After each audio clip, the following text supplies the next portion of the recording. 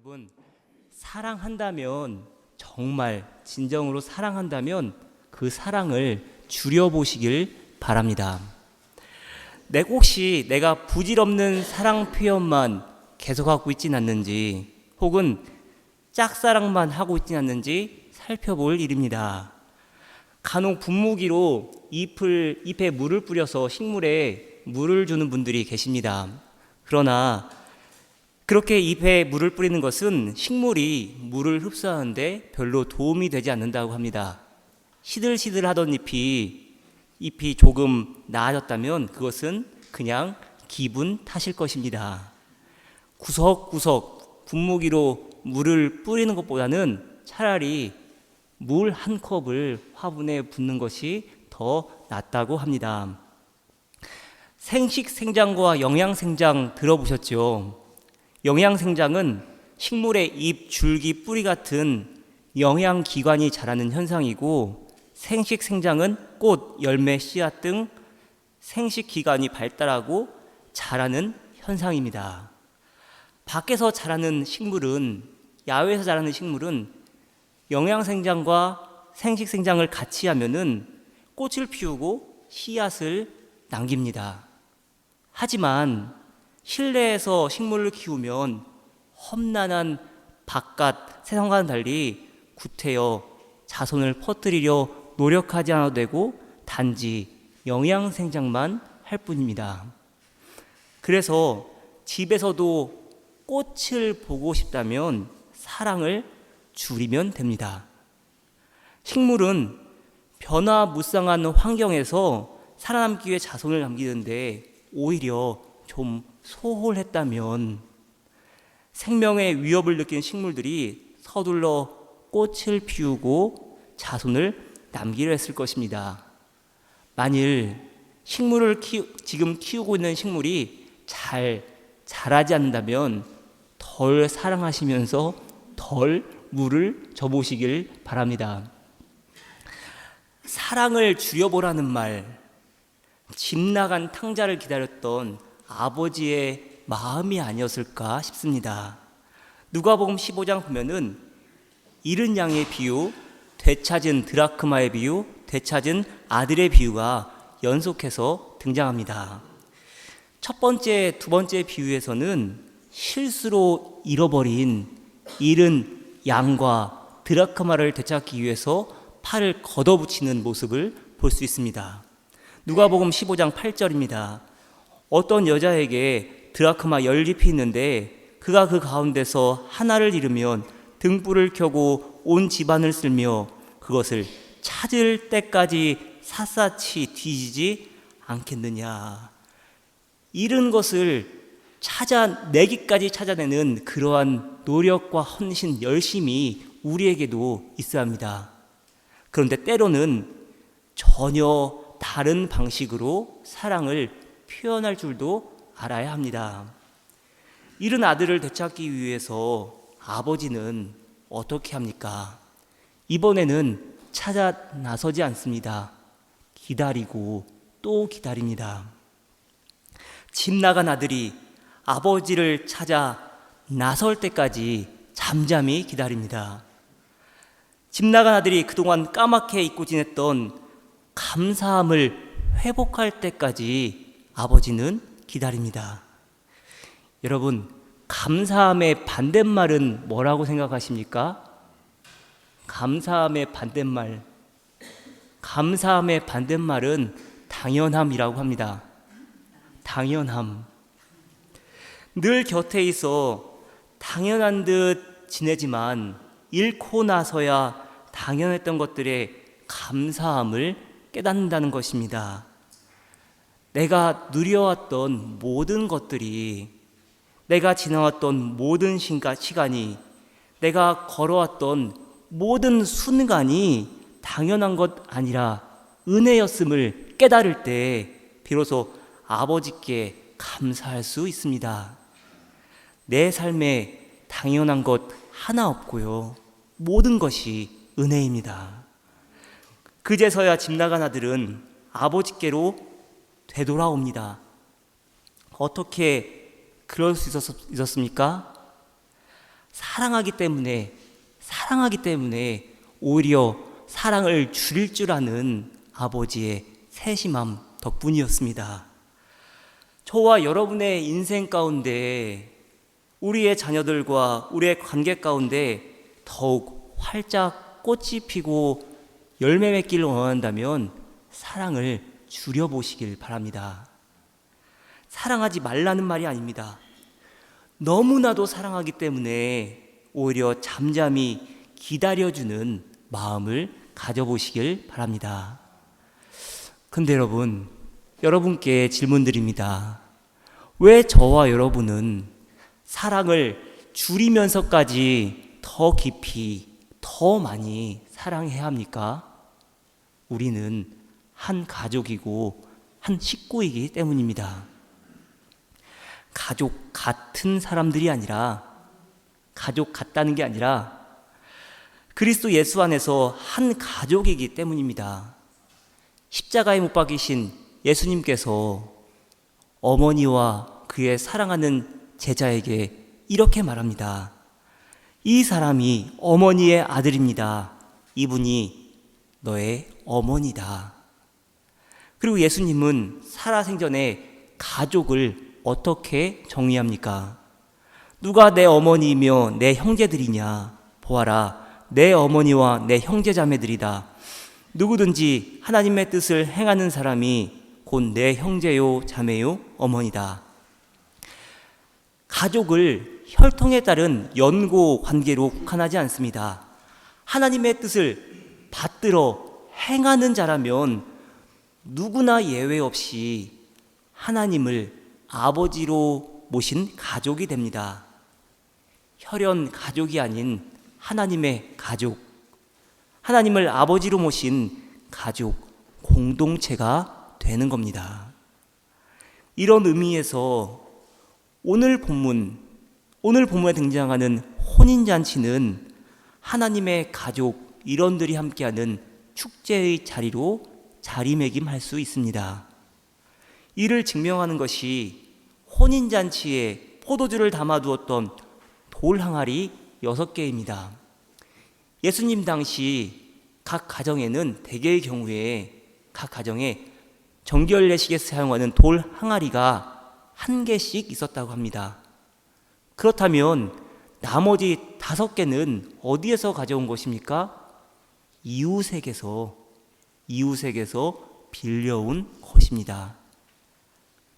이웃과 함께하는 자리, 내 가족이 함께하는, 하나님의 가족이 함께하는 이 자리가 바로 혼인잔치입니다. 저와 여러분도 그렇지 않습니까? 저와 여러분 모두 하나님의 가족이기 때문에 매주일 이렇게 함께 모여서 기쁨으로 예배 드리는 것입니다. 아멘이십니까? 이런 의미에서 오늘 본문은 교회의 가족 구성원이 된 저와 여러분이 가장 중요하게 여겨야 할 것이 무엇일까, 가장 조심해야 할 것이 무엇일까를 말해주고 있습니다. 예수님의 어머니 마리아가 예수님을 향해 이렇게 말합니다. 포도주가 없습니다. 포도주가 없습니다. 어찌 보면 지금 이곳에 가장 필요로 하는 것, 결핍을 해소해달라는 요청입니다. 하지만 이 장면의 핵심이 물질이 아닌 시간에 있다면 전혀 다르게 들릴 수 있습니다. 지금이 어떤 상황입니까? 사람의 능력, 사람의 최선으로는 해결하지 못하는 절대적 한계 상황입니다. 이것을 풀어 말하면 과거의 최선으로는 현재의 부족함을 채울 수 없는 현실입니다.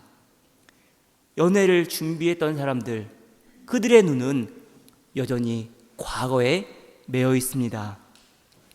준비가 미비했으니 지금 이 처한 현실은 어찌 보면 당연하다 탓합니다. 현재는 과거의 연장이라는 틀 안에 갇혀 있습니다. 그러나 마리아는 어떻습니까? 포도주가 바닥난 지금 단순히 과거의 연장선상에서 보지 않습니다. 오히려 부족하고 만족스럽지 않은 이 현실을 어떻게 하면 의미 있게 가꾸어 갈 수 있을까 고민합니다.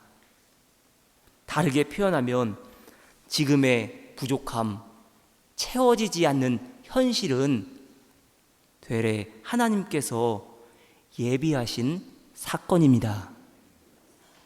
이것을 볼 수 있는 사람만이 현실의 부족함을 하늘의 능력으로 채우기 위해 도전하고 결단할 수 있습니다. 그 도전 앞에서 마리아는 어떻게 합니까? 예수님을 향해 말합니다. 저들에게 포도주가 없습니다. 하나님의 구원이 필요한 이 시간, 예수 그리스도가 하나님 되심을 앞당겨 보여달라고 요청합니다. 지금의 부족함을 당신의 구원 역사로 채워달라고 요청합니다. 한마디로 요약하면 당신의 때를 보여달라는 것이고, 십자가에서의 죽음과 부활 사건에서 드러날 예수의 영광이 지금 이 순간에도 유효함을 보여달라는 요청입니다. 그렇기에 마리아는 담대하게 하인들을 향해 말합니다. 그대로 하라. 무엇이든지 예수께서 명하신 대로 그대로 하라. 어떻게 그럴 수 있습니까? 그에게 과거는 중요하지 않습니다. 하나님이 이루실 시간의 완성, 종말에 완성될 그림을 상상하고 기대하며 현재를 재구성하는 것이 그의 주된 관심입니다. 그리고 그것을 이루실 분이 예수 그리스도임을 분명하게 알았습니다. 그 마리아의 말을 사도 바울은 이렇게 표현합니다. 빌립보서 2장 12절로 13절 말씀 개역 개정성경으로 읽어드리겠습니다. 그러므로 나의 사랑하는 자들아, 너희가 나 있을 때뿐 아니라 더욱 지금 나 없을 때에도 항상 복종하여 두렵고 떨림으로 너희 구원을 이루라. 너희 안에서 행하시는 이는 하나님이시니 자기의 기쁘신 뜻을 위하여 너희에게 소원을 두고 행하게 하시나니. 소원을 두고 행하게 하시는 하나님, 그 하나님께서 저와 여러분이 어떠한 형편과 상황 가운데 놓여 있다 할지라도 소망을 품게 하십니다. 소망을 따라 살아가게 하십니다. 눈에 보이지 않습니다. 손으로 만져지지도 않습니다. 그러나 소망의 하나님은 저와 여러분이 절대로 포기하지 않도록, 인생의 끈을 놓지 않도록 늘 붙드십니다. 오늘도 여전히 저와 여러분 안에 소망의 씨앗을 뿌리시고 열매를 거두게 하십니다. 그래서 로마서 15장 13절 말씀 이렇게 말합니다. 소망을 주시는 하나님께서 믿음에서 오는 모든 기쁨과 평화를 여러분에게 충만하게 해주셔서 성령의 능력으로 소망이 여러분에게 차고 넘치기를 바랍니다. 아멘. 사랑하는 여러분, 소망을 품으시길 바랍니다. 여러분이 품으시는 그 소망을 따라 예수님께서 여러분의 인생길을 열어주실 것입니다. 주님께서 여러분의 길을 인도하십니다. 소망의 하나님이 저와 여러분 안에 계십니다. 소망의 하나님께서 저와 여러분의 마음에 기쁨과 평안을 허락하십니다. 사도 바울이 이렇게 고백합니다. 우리는 사방으로 죄어들어도 움츠러들지 않으며 답답한 일을 당해도 낙심하지 않으며, 사방으로 우겨쌈을 당하는데 쌓이지 않는 이유가 무엇입니까? 세상이 동, 서, 남, 북을 가로막아도 막지 못하는 곳이 있습니다. 바로 하늘 위입니다. 하늘은 아무도 막지 못합니다. 세상 일이 힘들고 괴로워 낙심될 때는 위를 하나님을 향해 여러분의 눈을 올려 보시길 바랍니다. 도움이 위로부터 오는 줄 믿습니다. 시편 121편 1절로 2절 말씀입니다. 내가 눈을 들어 산을 본다. 내 도움이 어디에서 오는가? 내 도움은 하늘과 땅을 만드신 주님에게서 온다. 아멘. 그렇습니다. 저와 여러분의 시선이 향해야 할 곳, 이 땅이 아니라 하늘에 계신 하나님인 줄 믿으시길 바랍니다. 여러분의 눈을 들어 하늘을 바라보시길 바랍니다. 그렇기에 저와 여러분에게 요구되는 것이 있습니다. 세상 사람들과는 전혀 다른 차원의 말을 할 수 있어야 합니다. 단지 긍정적인 말이냐 부정적인 말이냐의 차원이 아니라 내 삶에 아직 채워지지 않는 공간들을 하나님으로 가득 채울 수 있는 선택적 언어를 사용할 수 있어야 합니다. 여러분은 평소에 고맙다는 말을 얼마나 자주 하십니까? 여러분의 자녀들에게, 부모님께, 여러분의 이웃들에게 고맙다는 말을 얼마나 자주 하십니까? 저는 아이들에게 고마워라는 말을 참 자주 합니다. 그러면 고맙다고 답할 때도 있고 묵묵부답일 때도 있습니다. 그런데 여러분, 아이들 보면 고맙기만 합니까? 손주들 보시면 힘드시죠? 좋긴 하지만 힘드시죠? 또 때로는 화가 불쑥불쑥 날 때도 있습니다. 그러나 저는 이 말을 새기며 고마워 말합니다. 고마워, 큰 인재로 자라줘서. 여러분 따라해 보시겠습니까? 고마워, 큰 인재로 자라줘서. 아직은 많이 어린 우리의 자녀들입니다. 내일 일도 모르는데 1년 뒤, 2년 뒤 일들을 어찌 알 수 있겠습니까? 그러나 소망의 하나님께서 우리의 자녀들과 함께 한다면 그들의 하루하루 나아가 평생의 삶이 얼마나 멋지게 채워지겠습니까? 자녀와 부모님께, 아내와 남편에게, 그리고 교회 식구들에게 하는 말들이 달라져야 합니다. 옆에 계신 분들에게 한번 이렇게 인사드리면 좋겠습니다. 고마워, 큰 믿음의 일꾼으로 자라줘서. 큰 믿음의 일꾼으로 자라줘서 고맙습니다. 네, 또 옆에 남편이, 아내가 계신 분들은 속으로라도 미안해.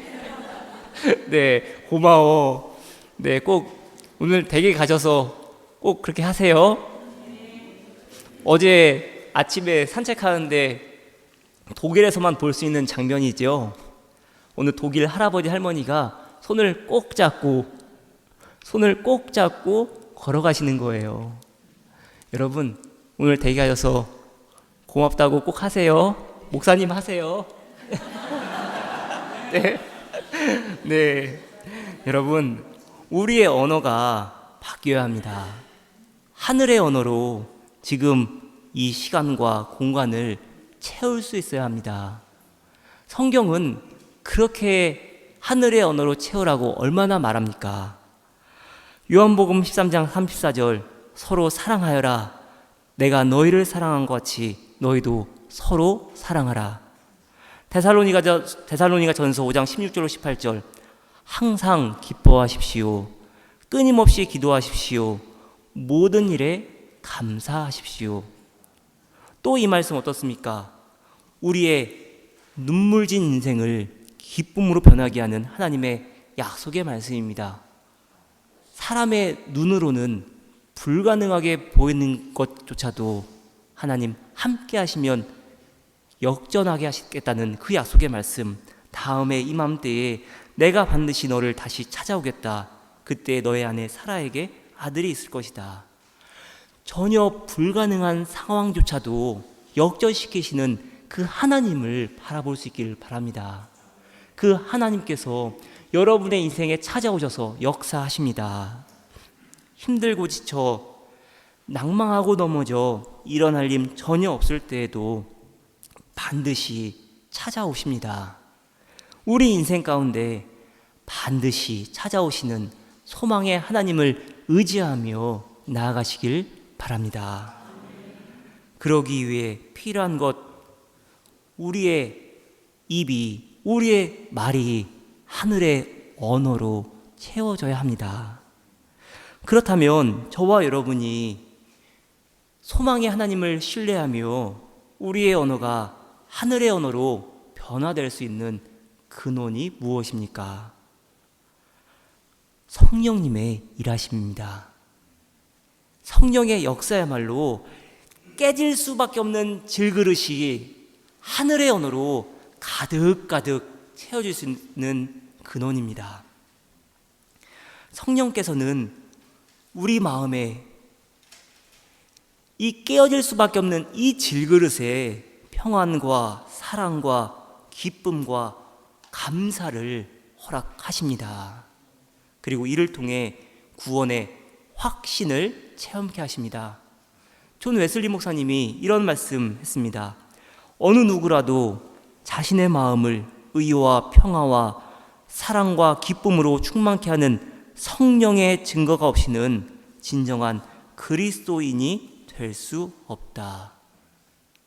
여러분, 저와 여러분이 성령의 열매가 맺히길 소망합니다. 내 안에서 일어나는 내적인 변화, 곧 성품의 변화라 한다면 나를 통해 일어나는 외적인 변화, 관계의 변화도 일어나기를 소망합니다. 그래서 사도 바울은 이미 지금 이 시간 성령의 역사가 일어나고 있으니 성령을 위하여 심는 자가 되라 말합니다. 개역 개정성경으로 갈라디아서 6장 8절로 10절 말씀입니다. 자기의 육체를 위하여 심는 자는 육체로부터 썩어질 것을 거두고 성령을 위하여 심는 자는 성령으로부터 영생을 거두리라.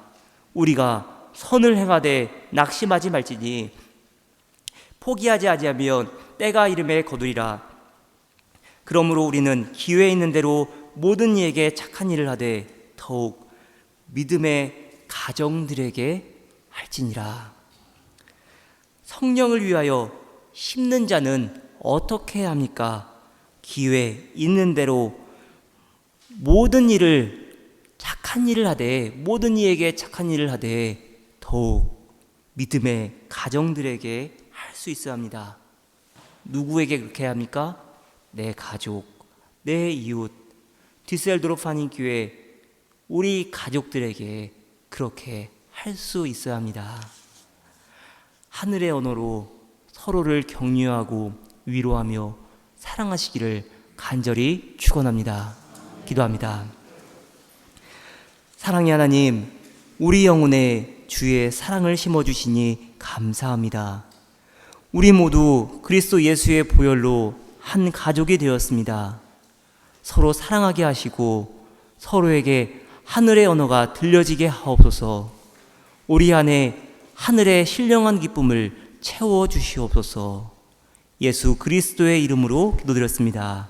아멘.